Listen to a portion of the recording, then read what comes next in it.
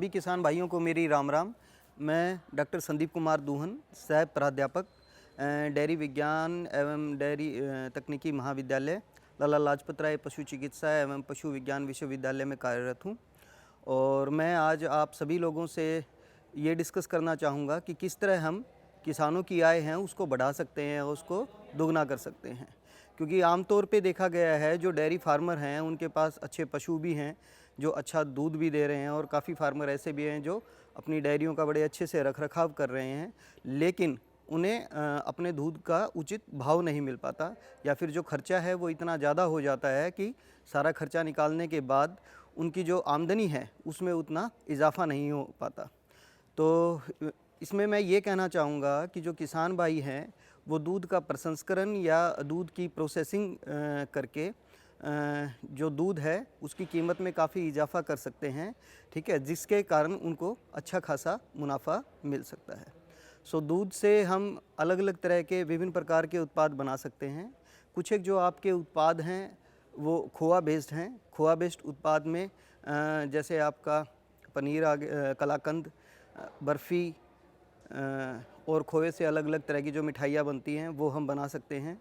ठीक है। इसके अलावा कुछ उत्पाद हैं आपके छेना बेस्ड हैं, जैसे कि रसगुल्ला है, चमचम है, ठीक है, और विभिन्न प्रकार की जो बंगाली मिठाइयाँ हैं ये आपके छेना बेस्ड मिठाइयाँ हैं, तो ये भी हम दूध से बना सकते हैं। इसके अलावा कुछ एक पदार्थ दूध के ऐसे हैं जो जामुन या खट्टा लगाने के बाद खमीरी युक्त जो दूध के उत्पाद हैं, जैसे कि छाछ है, दही है, लस्सी है, और इसके अलावा अनाज युक्त कुछ एक दूध के उत्पाद हैं, जैसे कि आपका खीर है, फिरनी है। तो ये कुछ एक प्रकार के दूध के उत्पाद हैं जो कि हम बना सकते हैं और किसान भाई इसको बेच के ज़्यादा से ज़्यादा मुनाफा कमा सकते हैं। तो ये जितने भी विभिन्न प्रकार के उत्पाद हैं ये किसान भाई बड़े आसानी से बहुत ही कम या न्यूनतम मूल्य में लागत में अपने घर पे ही ये बना सकते हैं। और इन विभिन्न प्रकार के उत्पादों को बेचने के लिए कोई बहुत ज़्यादा पैसे की भी ज़रूरत नहीं है। बहुत ही बेसिक सी जो चीज़ें हैं, जैसे कि आपको दूध को गर्म करने के लिए कोई चूल्हा, गैस, लकड़ी का चूल्हा हो या गैस का चूल्हा हो, या फिर आपका जो डीज़ल या मिट्टी के तेल से चलने वाले चूल्हे हैं वो भी इस्तेमाल कर सकते हैं आप। कुछ एक आपके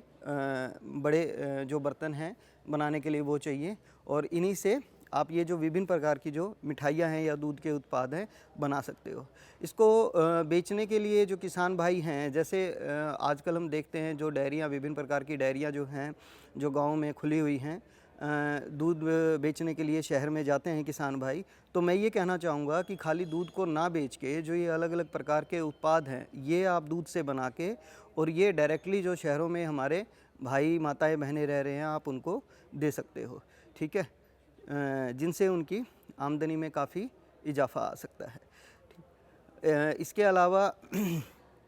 समय समय पर हमारा डेयरी विज्ञान एवं डेयरी तकनीकी महाविद्यालय किसान भाइयों के लिए, माताओं बहनों के लिए ट्रेनिंग भी कराता रहता है। तो जो किसान भाई ट्रेनिंग लेना चाहते हैं, जिनको इस क्षेत्र में इतनी जानकारी नहीं है और वो ये चाहते हैं कि पहले अगर एक बार ट्रेनिंग हो जाए तो उसके बाद हमें ज्ञान मिल जाए और उसके बाद हम आराम से शुरू कर सकें, तो वो किसान भाई ट्रेनिंग के लिए भी इधर लाला लाजपत राय पशु चिकित्सा एवं पशु विज्ञान विश्वविद्यालय में आ सकते हैं, और यहाँ आके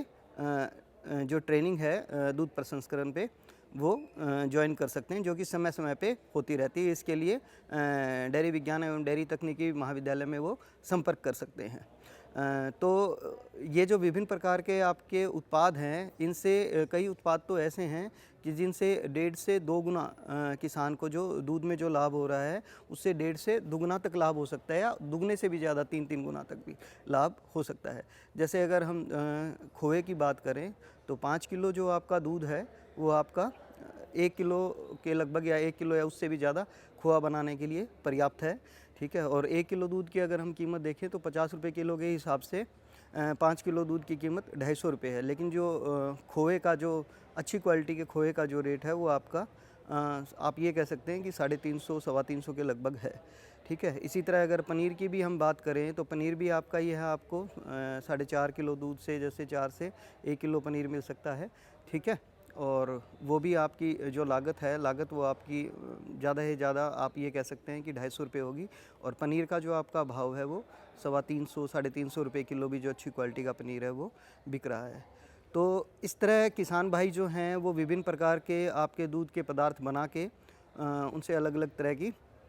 चीज़ें बना के ज़्यादा से ज़्यादा लाभ कमा सकते हैं। इसके अलावा मेरी जितनी भी माताएं बहनें हैं गांव में रहते हैं, उनसे एक और मेरी गुजारिश है कि जैसे कई बार दूध घर में फट जाता है तो पनीर को तो हम इस्तेमाल कर लेते हैं, उसका पनीर बना लेते हैं, लेकिन जो पानी बचता है उसको हम ऐसे ही व्यर्थ फेंक देते हैं। लेकिन वो व्यर्थ नहीं है, वो आपका जो उच्च क्वालिटी प्रोटीन है उसका एक बहुत ही अच्छा सोर्स है, साधन है। तो मेरी सभी माताओं बहनों से गुजारिश है, जो पनीर का पानी है उसको भी आप खाना बनाते समय इस्तेमाल करें, चाहे वो आप चावल बना रहे हैं, आटा गूंद रहे हैं या सब्जी बना रहे हैं, और जहाँ भी आप उसको रसोई में इस्तेमाल कर सकते हैं, या उसको सीधा भी आप नमक या फिर भुना हुआ जीरा डाल के सीधा भी आप पीने के लिए उपयोग कर सकते हैं। क्योंकि जो छोटे बच्चे हैं, नवजात शिशु हैं, या वो माताएं बहनें हैं जो पेट से हैं, उनके लिए ये प्रोटीन और मिनरल्स का एक बहुत ही अच्छा स्रोत है। ठीक है, तो मैं आशा करता हूँ कि ये सारी जानकारी आप किसान भाइयों के लिए भाई बहुत उपयोगी और फ़ायदेमंद रहेगी,